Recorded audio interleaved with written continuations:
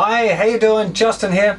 Welcome to BC-106, where we're going to be talking about body posture and fretting hand position, which will normally be your left hand, but for left-handed people that'll be your right hand. So first thing I want to talk about is just the general way that you're going to hold your guitar. Now, some of you may have seen kind of classical guitar players where they put their guitar over like this and have the guitar at an angle. It's kind of weird because I'm sitting on the floor right now, but if you're sitting on a seat and you stick the guitar up like that, the neck kind of pokes up in the air, right? Now, that method is not bad for, well, not bad, it's very good for playing classical guitar, and it's actually a very good position when you're going to keep your hand very square to the neck and when you're using finger style to pluck the strings. For most rock and poppy sort of style guitar, which is what I'm doing in this course, that type of posture is not really very good. It's very bad for strumming. It's next to impossible to get your thumb over in a useful fashion. That's a little bit more advanced than we're going to cover in the beginner's course, but there are quite a few problems with that as far as your kind of general pop and rock style guitar playing goes. So if you want to play classical guitar, by all means get it over on that other knee. Otherwise, it should be on the leg. Your guitar should be sitting on the leg on the same side as your strumming hand, right? That's where it should be. Should be quite tight to your body. Don't let it be slipping too far forward. Also, don't be letting the guitar point forward and kind of falling over. Some people kind of bring the guitar up so they can see it and they can look at their hand like that. It's a really, really bad habit. So make sure you're keeping the guitar pointing up and down, tucked in at the back, so it's right up at the kind of the top of your leg where it joins your hip, and it should be tight against your body. Now, on an acoustic guitar, the top of your arm here will sit on top of the guitar, right where the elbow is, so the arm's kind of hanging down, but your arm's kind of like I can completely relax like that, and it's really, you know, it's steady. That's how it should be. And the combination of the guitar being up against the back there and your arm resting on it keeps the guitar neck really steady, because the one thing that you want to be making sure you're doing, whatever way you decide to play the guitar, is that your fretting hand, right, the hand that's going to make the chord shapes and stuff, the fretting hand is not supporting the guitar neck. That's really, really important. The fretting hand does not support the guitar neck at all, right?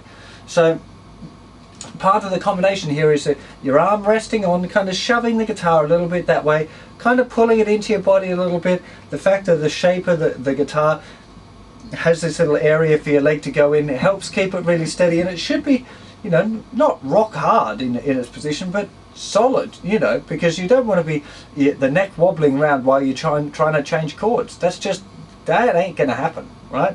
So really try and make sure that you keep it no support on the neck with your fretting hand, and that it stays kind of steady. Don't let it be moving around too much. If it's moving around a lot, you're doing something wrong. So re-examine your posture a little bit.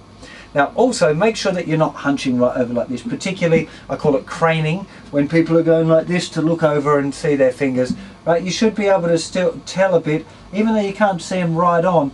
You try not to spend too much time with your neck craned over. You will give yourself a sore neck. I don't want to be responsible for any mega chiropractor bills and stuff that you get. That would generally suck. Okay, when it comes to wearing a strap, it's a good idea, particularly if you're playing electric guitar, to use a guitar strap. Let me reach over here and grab electric guitar. Okay, now, of course you've made sure that you've got strap locks there. Now, what I go for with my strap is that the strap is almost at exactly the same position as when I'm standing up. So if I'm sitting up straight, the strap is pretty much tight, and if I go to stand up, the guitar won't really move much, right? So I'm not, you know, it's not supported now. So it's roughly in the same place when I'm sitting and when I'm standing. Because what you don't want, if you're a beginner, you don't want your guitar kind of sitting up like this when you're practicing, and then you go to stand up and you got your guitar around your knees, right? So somebody like Slash, say, plays with his guitar real low, right? So it is almost, you know, halfway between his groin and his knees. It's crazy. I don't know how he plays like that. I can't. But he obviously does, and he plays guitar awesome with the guitar that low. The danger with that when you're starting out is that you have to have your wrist kind of bent in a funny way, and that's really not a good idea when you're starting out. So my recommendation would be to use a strap, have it at roughly at the same height as when you're sitting or standing. I don't tend to use a strap too much when I'm actually sitting, but if you're standing it's a good idea. If you've got back problems, a really good thing that you might want to try too is using one of those kneel chairs where you're kind of kneeling down on a little pad and then use your guitar with a strap. Forces you to sit up really straight, keeps your neck and your spine in a really good position. So if you've got any back problems, get yourself a kneel chair, and a guitar strap will be a really good thing for you. Okay, now I want to go up close and talk about a couple of the left hand things. Most important here with your left hand, make sure your fingernails are short. You cannot practice guitar if you've got long fingernails on your fretting hand, right? It doesn't work. So, you know, I have mine really short, like you can't really see any white kind of nail stuff at the end, but you don't have to go that short, but they need to be short enough so that they don't touch the wood of the guitar when you're playing your chords or scales. That's really important. Okay, now I'm going to show you now a little exercise. I'm going to jump back on the acoustic guitar and give you a little exercise to make sure you understand where you should position your left hand fingers. This is really important. Okay, so what I want you to do in this little exercise here is I just want to get you to get your first finger out and put it, this is the 5th fret here, and I want you to put it right up next to the fret, right? Not back here, not in the middle, but right up next to the fret, just not touching it, right? Now I want you to play that note. This will be the note C. Yeah, and I want you to see how lightly you can play that note and still get the note. So play it and then keep relaxing your finger, and eventually it'll go dead. Press it back again. Okay, now that's really light, right? I'm really hardly having to press on that to get that note sounding good at all. I can press a lot harder if I want to make my finger go white, but you know, generally I don't need a lot of pressure on that to make a nice note. Now if I move my finger right to the back of the fret here and try the same exercise, if I put the same, that's about the same pressure as I had at the front.